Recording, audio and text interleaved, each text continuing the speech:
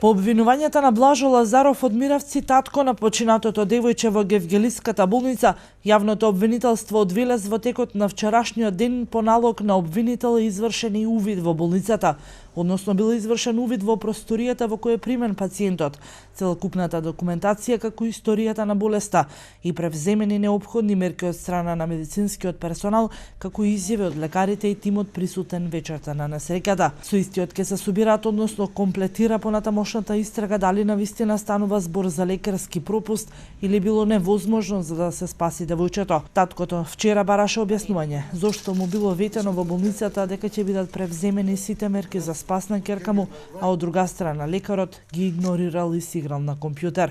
Да оставах у Валандо, да носак за Струмица, момиче ќе ми останеше жива. Ама тука, ова не е болница, ова е катастрофа е.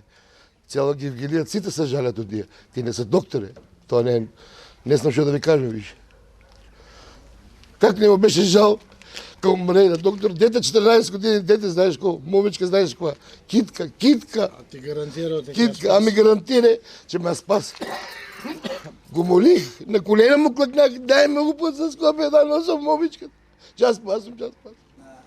Од раководството на болницата велат дека биле комплетно превземени сите мерки за спас, но сепак девојчето не успеало да се избори за живот. Значи колегите наши, дежурниот интернист доктор Патрик Мат го повикува и другиот интернист кој што е на повик, доктор Андор Мандиш,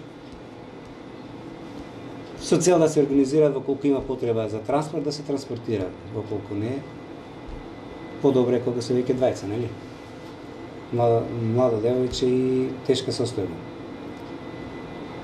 Дадена е соодветна терапија, меѓутоа без одговор на терапијата. По смртта на девојчето, рано утрото по налог на јавен обвинител, телото е предадено на судска медицина, но комплетните анализи од обдукцијата се уште не се готови.